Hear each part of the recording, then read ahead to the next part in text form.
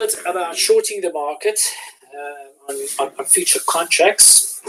We said the future contract is a representation of the underlying asset.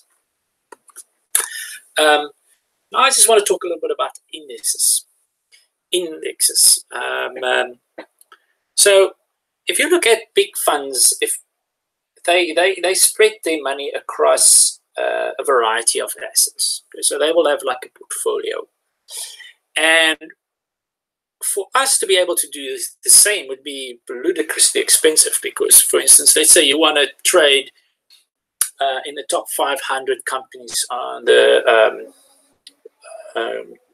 American Stock Exchange, or the top 100 in South African Stock Exchange, or top 400 technology companies, and spread your risk across different platforms. That's what hedge funds do, because they've got billions and they can spread across multiple companies in there.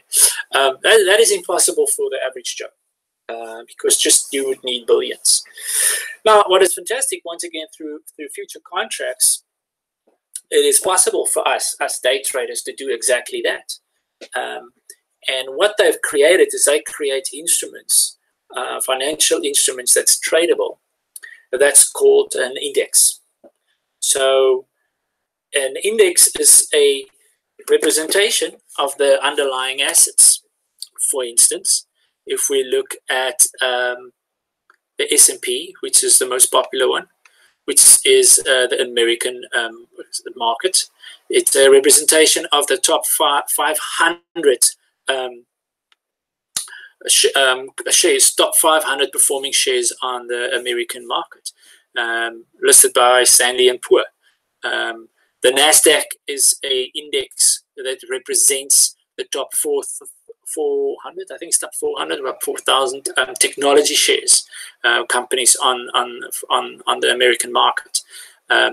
South Africa ALSI is a representation of the top 100.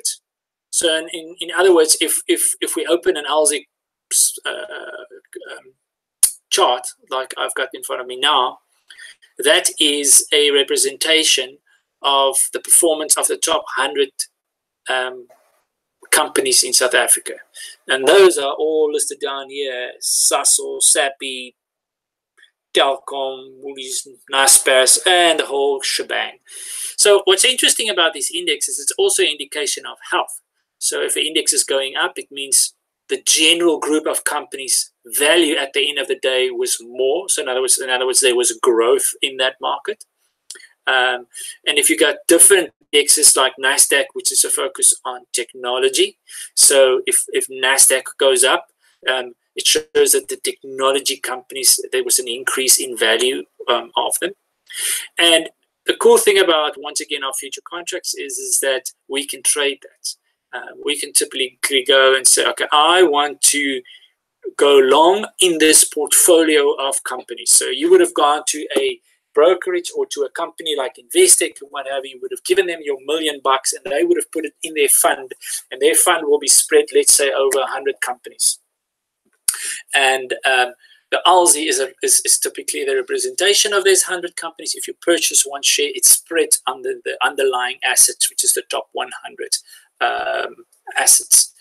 Now, an interesting thing, if I can just show you, for instance, right about here, if you see, let me just zoom out, how that is, an index is affected.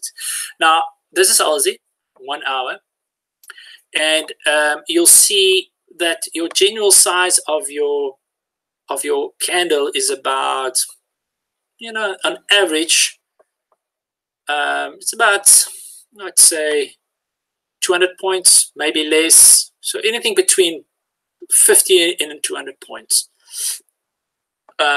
If we look over it over a 5-minute period, it's even much less. Your average sizing, let's add an average true range here. Where's my average true range? Did I remove it there? Let's see if I put it in here. ATR, where's my ATR? There it is, ATR. And we're going to do this, let's say we put this over, let's do this over 21 days. So that's trading month. So we say, okay. So your average movement of a candle of over a 5-minute period is 70 points. Okay, so the ALSI moves 70 points per 5 minutes on average over the last 21 days, right here. Okay, 70 points. So a lot of points, but not that significant. So what happened here? Because in this 5 minutes, it moved 554 points. Oops, sorry. 554 points was the market from there down to there. Just switch those things off. So that's an insane move. And once again, this is the ALSI. So that chart, that candle represents the 100 companies listed, the top 100 companies on the JSE's performance. Does that candle mean that all 100 of them went up? Not necessarily. What actually happened in that day was that that was driven by Naspers. Naspers had exposure with Tencent. It's a Chinese company. And Tencent's results came out, and that's what's driven the Naspers price value. If we look at Naspers, and we zoom out a bit here, we see that's the massive move that took place there. So total there to there was a massive spike in Naspers. That's the hourly graph. So why did that happen? It was news that came out. I'm not going to go into that news. We're not interested in that fundamentals.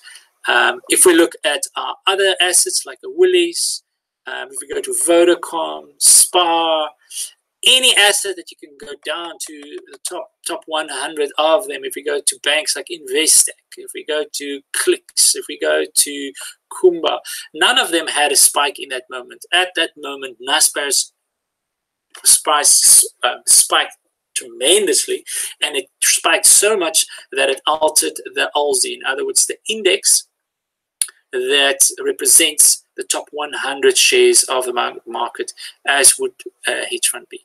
We will be trading the ALSI. There's different indexes in the world. South African one is ALSI. America is S&P 500, the Dow Jones, and the Nasdaq. There's also those three. The UK market is the FTSE. German market is the DAX. Nikkei 500 is the Japanese. And then we've got the Hang Seng, which is the Chinese index. So each one of these indexes, once again, is a representation of X amount of top performing shares on that market, and can be traded in inverted commas, typically the same way as a hedge fund will be done, just by a futures contract. I know the technical details of these things, dudes. How does it work?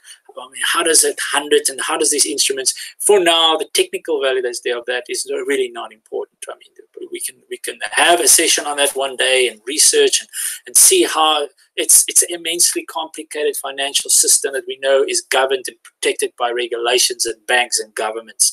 So it's rock solid. All right, we don't need to worry about that. This is not gambling because it goes through regulations. It goes to federal banks. It gets certified, gets signed off by governments, etc. On a global scale, not even a local scale. So the important thing about these things is that we just understand what assets we are trading.